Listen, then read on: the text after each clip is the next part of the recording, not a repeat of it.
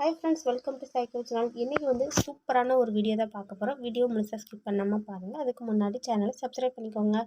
வாங்க இப்போ வீடியோக்குள்ளே போகலாம்.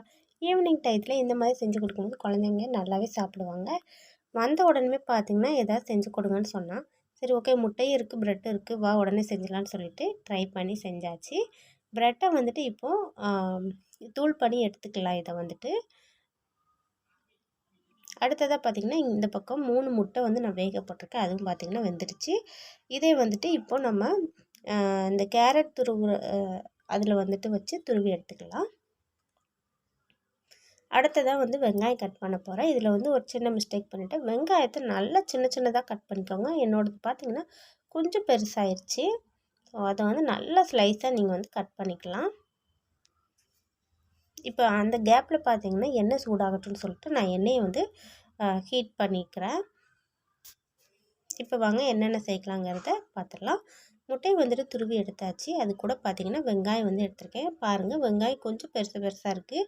இப்போ வந்து அதில் இஞ்சி வந்து சேர்த்துருக்கேன் கொஞ்சமாக. அப்புறம் வந்துட்டு கொத்தமல்லி தழை, கொஞ்சமாக உப்பு சேர்த்துருக்கேன்.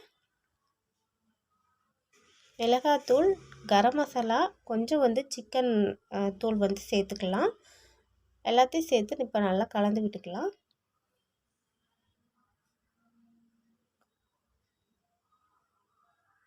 பாருங்கள், நல்லா வந்துட்டு இந்த மாதிரி சின்ன சின்ன பால்ஸாக வந்துட்டு உருட்டி எடுத்துகிட்டு இதில் வந்து பார்த்திங்கன்னா முட்டை வந்துட்டு உடச்சி ஊற்றிருக்கேன். அதில் வந்து ஒரு தடவை போட்டு எடுத்துகிட்டு திரும்ப வந்து நம்ம ப்ரெட்டு வந்துட்டு தூள் பண்ணி வச்சுருந்தோம் இல்லையா, அதுலேயும் போட்டுக்கலாம். அவ்வளோதான். ரொம்ப ரொம்ப சிம்பிளான ஒரு ரெசிபி தான் இது. அடுப்பை வந்துட்டு மீடியம் ஃப்ளேமில் வச்சுக்கலாம், இல்லாட்டி கருகி போயிடும்.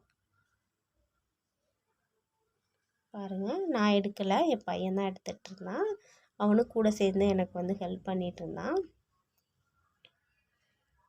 பாருங்கள், சூப்பராக ரெடி ஆயிடுச்சு. இன்றைக்கி ஈவினிங்கில் நான் இதுதான் செஞ்சு கொடுத்துருந்தேன். இதுக்கு வந்து சாஸ் வச்சு சாப்பிடும்போது ரொம்பவே நம்ம கடைகளில் வாங்கி சாப்பிட்ற மாதிரி இருந்துச்சு.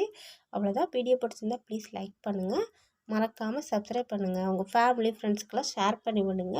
அடுத்த ஒரு வீடியோவில் அடுத்த ஒரு ரெசிபியில் பார்க்கலாம். பாய்.